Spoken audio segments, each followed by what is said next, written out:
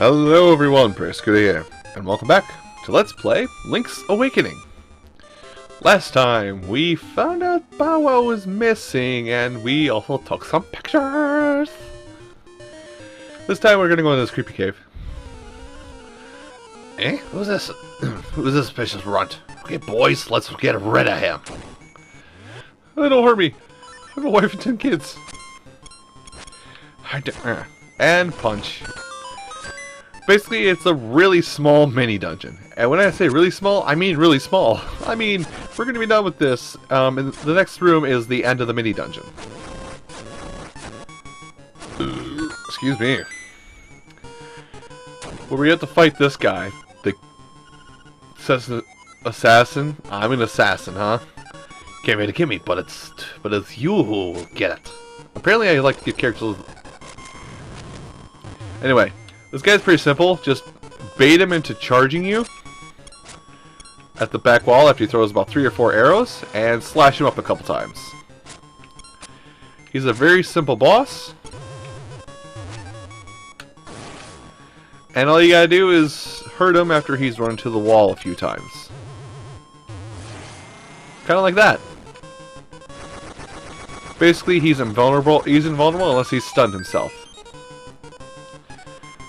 Hello, Bow Wow. How's it going? You gonna attack me? I love you.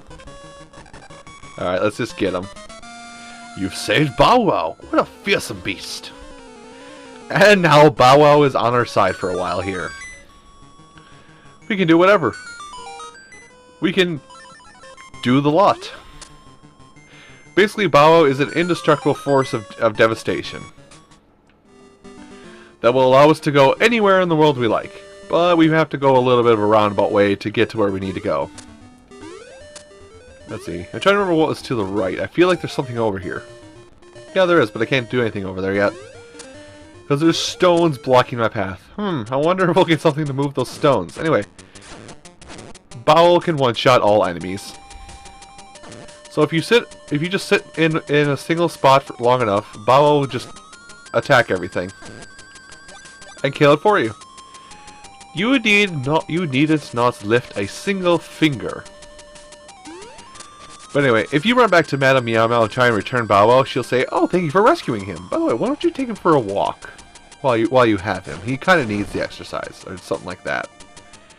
Basically, it's the game nicely, quote unquote, trying to tell you, "Hey, this is your mechanic to get into the next dungeon. Don't squander it." Hi, likes. Bow Wow, eat the likes. Thank you, Bow Wow. I enjoy your company, but now I'm gonna go inside a... Oh, wow, acorns. Wait, I'm stupid, I can jump that. Jump! And unless that skull is an enemy, which I don't think it is... Unless this skull happens to be an enemy, which it's not, I can't move it, which means we can't get that chest. Sir, so Bow Wowington. Yeah, I was about to say, kill the likes, not the things that I can handle very easily. Thank you. And you aiming for a felon. Oh, that's right. That's something else that was in this game that I haven't really talked on because, well, I've kind of been doing this game from memory. These are phone houses. Basically, if you come into the house and answer this phone, "Hello, it's me, Aurora. Ask me about anything on the island. If you get lost, I'll give you a call." Or give me a call. Basically, if you ever need a hint on where you need to go next, Aurora, or talking to these phones, or calling Uncle Aurora, it's hard to say that, sorry. Uncle Aurora will give you a little bit of an insight on where you need to go. Anyway, we need Bow Wow here to eat plants. Him eating plants basically gets us forward. Now I want him to eat this plant in particular, because that plant is hiding one of these, and if you don't get rid of that plant with Bow Wow, I don't think you can get it until nearly the end of the game. Anyway, eating that plant nets you 50 rupees. Easy money. We are almost at that 200 I mentioned earlier. Can you eat one of these? Thank you. Ow. Anyway, but yeah, only Bao can eat these guys. I cannot attack them to get rid of them. As you can hear by that dull thud sound, I do no damage to them. Anyway, Dungeon 2, Bottle Grotto. This is a speedrun killer if you're trying to move fast. Oh, I didn't put it on. Now what we're supposed to do in this room is power it up to move to the next room. Simple as that. We'll be back to other places later on.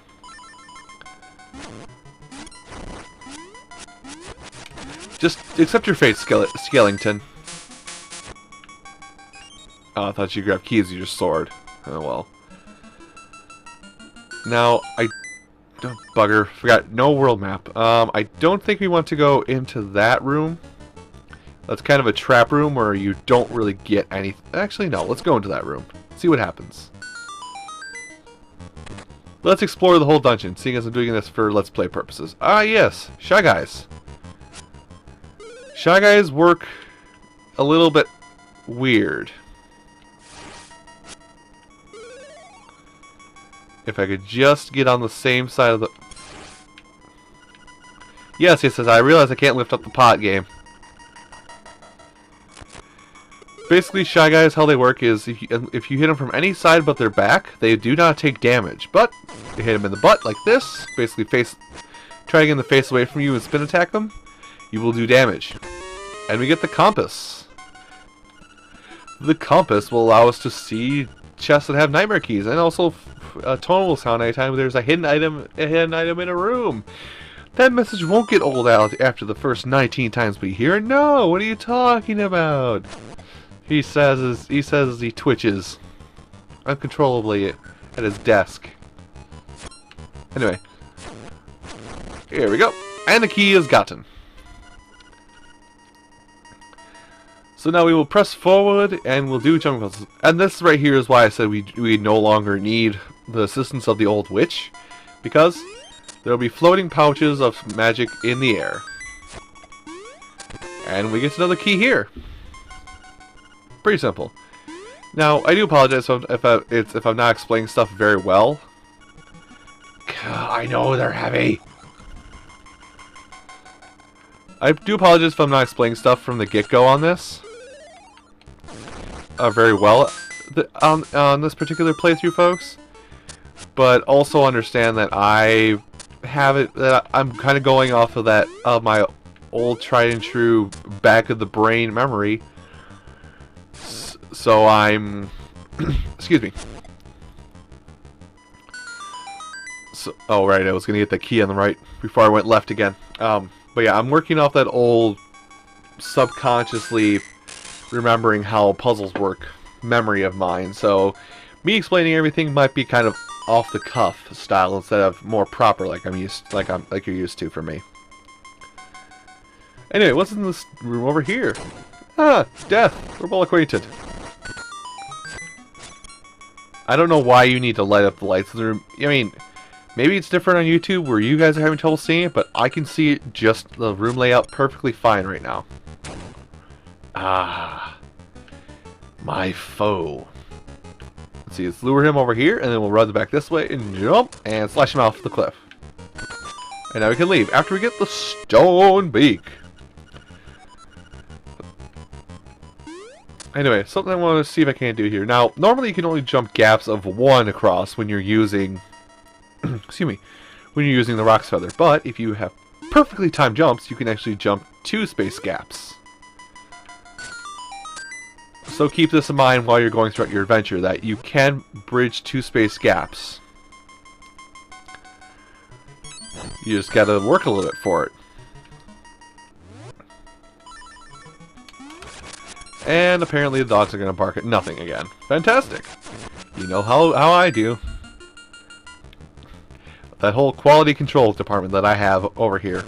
Of just me. Hit the switches. I suppose I never did explain these switches very well, but these switches you see that I'm hitting with my sword and the blocks flip around. Well, it's just that, you know. If hitting them will switch the blocks around so I can progress differently through a room. Come here, you. Perish along with the rest of your... Nope, we're not going to see that message.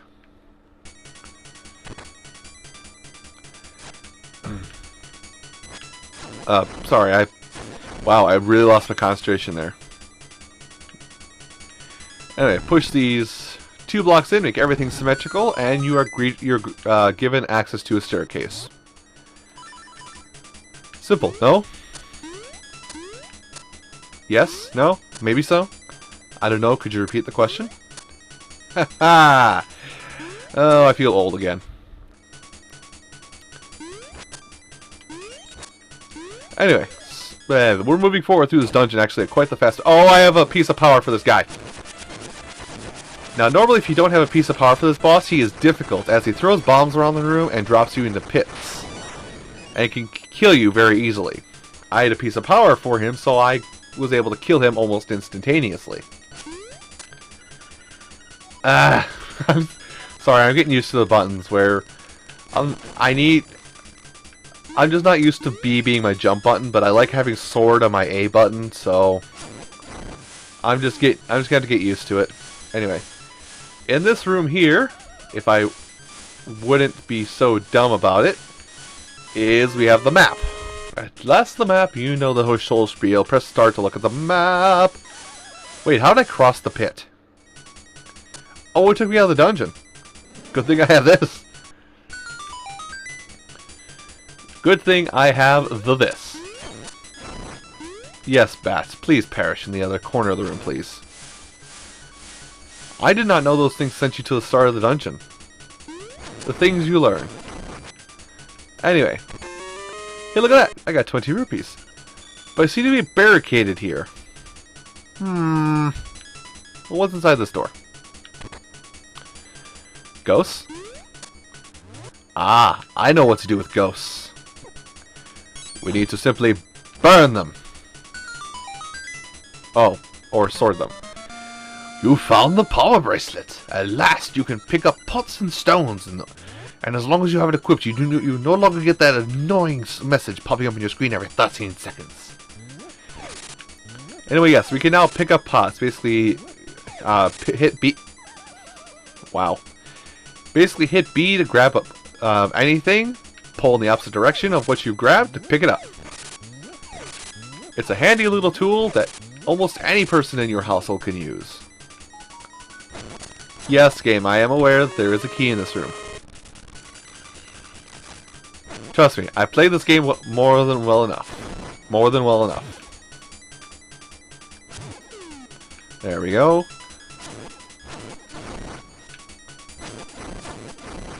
Alright. Now that we're at this point, we need to get the Nightmare's key in order to basically finish off the dungeon. Now, don't touch anything in... Well, you can kill things in this room, but we need to go back a room or two to read something.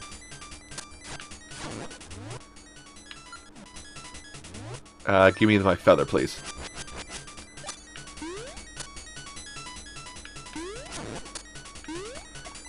That's kind of cool that I was able to... I can one-shot these guys. Well, the game did not like it when I killed it in its pipe. Ah, yes, this. Now that with the stone beak, we will be given a hint for how to get the Nightmare's key. First, defeat the imprisoned Pole's voice. Last, Stalfos.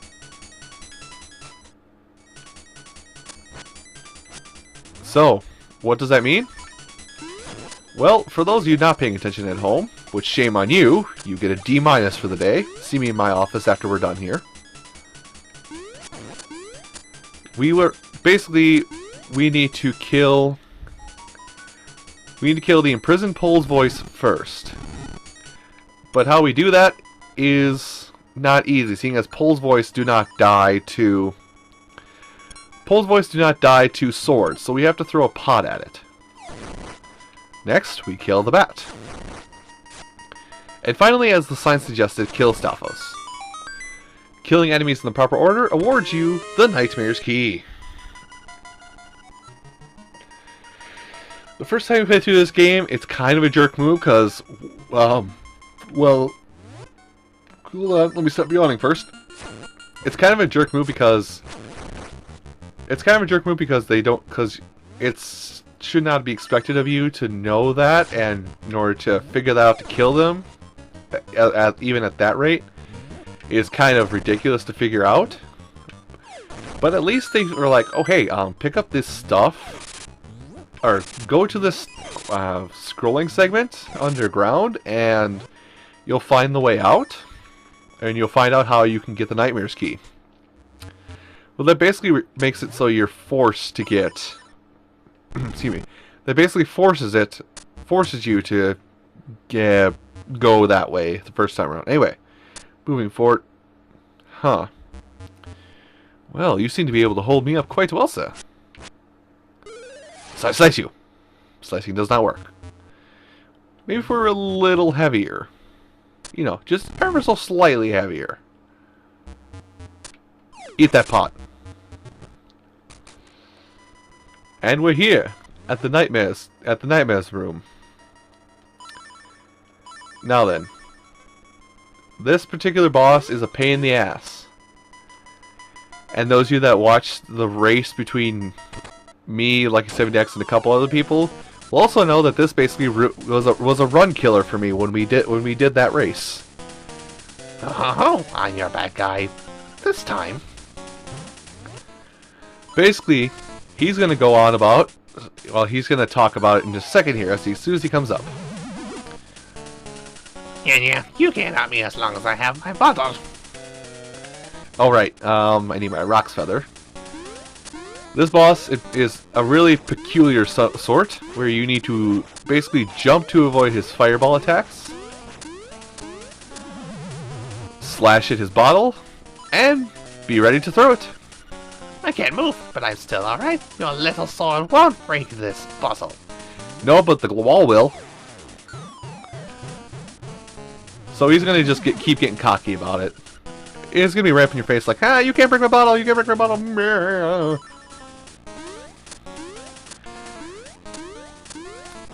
Jumping around at the speed of sound.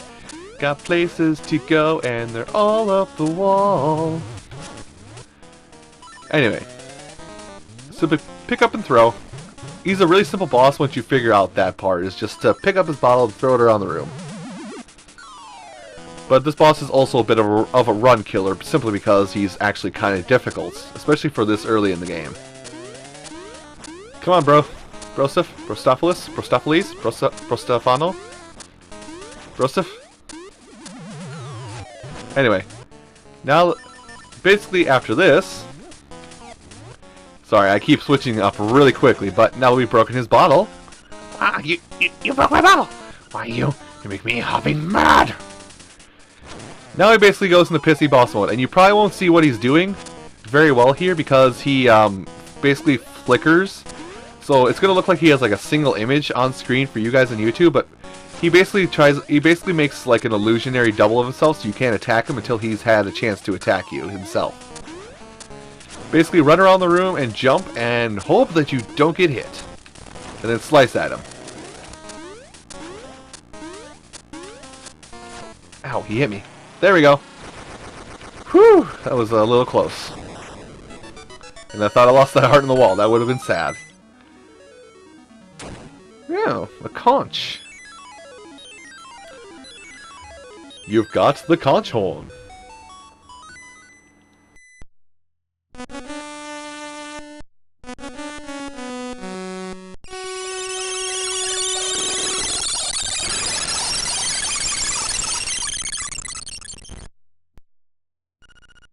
Prairie, prairie. The prairie is waiting. Oh hey Bala, how's it going? Well everyone, I think I'm gonna go ahead and leave this off here today for today's episode. Of course I get a piece of power right at the end. I do want to thank you all for watching this episode of Let's Play Link's Awakening. We now have the power bracelet at our disposal and can move almost any objects within our way. So we will use that to our advantage and take care of a few problem areas and a few little side quests that I can think of right now. So thank you for thank you for watching, and I hope you have a great day.